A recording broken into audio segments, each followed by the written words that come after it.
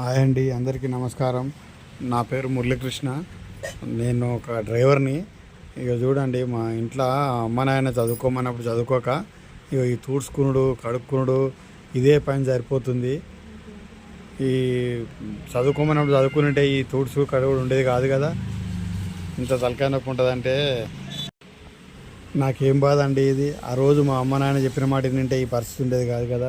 మీరు కూడా ఇప్పుడు ఏంటంటే ఏం అర్థం కాదు. ఆ టైంలో వాళ్ళు ఎంతో కొంత డబ్బులు ఇస్తుంటారు, మనం జల్సాలు చేస్తుంటాం, తిరుగుతుంటాం.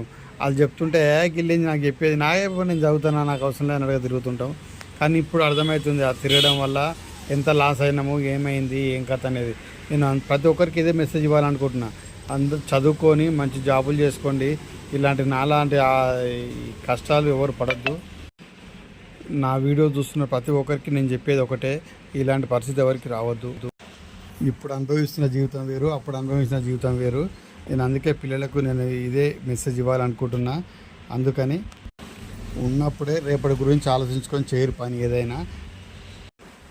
తెలిసి ఎవరు ఈ డ్రైవర్ వృత్తి ఎన్నుకోవద్దు. దీనివల్ల వచ్చేది ఏం లేదు, లాస్ తప్ప. దీనికి అలవాటు పడితే ఇంట్లో పిల్లల్ని కూడా ఇష్టపెట్టి దీని వెంబడి తిరగాల్సి వస్తుంది.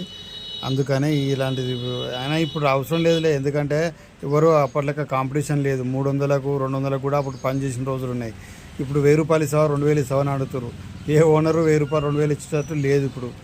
అందుకనే ఇప్పటికైనా మంచిగా చదువుకొని మంచి ప్రయోగులు అయ్యే ప్లాన్ చేసుకోరు. ఇప్పుడు తెలియదు, తర్వాత నా లెక్క పిల్లలు పుట్టిన తర్వాత అప్పుడు ఏం వెనక తిరిగి చూసుకుంటే ఏం కనిపించదు. అప్పుడు ఆలోచన వస్తుంది, అరే ఏం చేసినాము, ఏం కథ అనేది. ఇప్పుడు ఏమున్నా జల్సాలు చేయడం మటుకే సరిపోతుంది.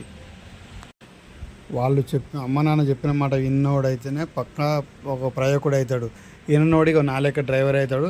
ఇక తూడ్స్ కూడా కడుక్కుంటూనే ఉండాలి. ఇక వాళ్ళ లైఫ్ మొత్తం ఇంతే. మా ఛానల్ లాస్ట్ వరకు చూసినందుకు థ్యాంక్స్. పేరున ధన్యవాదాలు. మా ఛానల్ సబ్స్క్రైబ్ చేయండి, షేర్ చేయండి, లైక్ చేయండి. మాకు వ్యూస్ అయితే వస్తున్నాయి కానీ సబ్స్క్రైబర్స్ పెరగట్లేదు. సబ్స్క్రైబ్ చేసుకోండి మా ఛానల్ని. బయట డ్రైవర్లకు ఉన్న రెస్పెక్ట్ ఎస్తుంటుందో అందరికీ తెలుసు. అందుకనే నాకు బాగా అనుభవం అయింది కాబట్టి చెప్తున్నాను నేను. ఇలాంటి ఈ మెసేజ్ ఎప్పుడో ఇవ్వాలనిపించింది కానీ అది టైం దొరకలేదు. టైం ఇప్పుడు వచ్చింది. అందువల్ల ఈరోజు నేను ఈ వీడియో చేస్తున్నా. కొంతమందికి బోర్ కొట్టవచ్చు, కొంతమంది సుత్త అనిపించవచ్చు. కానీ లైఫ్లో జరిగేది చెప్పిన నేను. నాకు జరిగినట్టు చెప్తున్నా. ఇలాంటి పరిస్థితి ఇంకెవరికి రావద్దని నేను చెప్తున్నా. ఒకసారి ఆలోచించండి ఫ్రెండ్స్.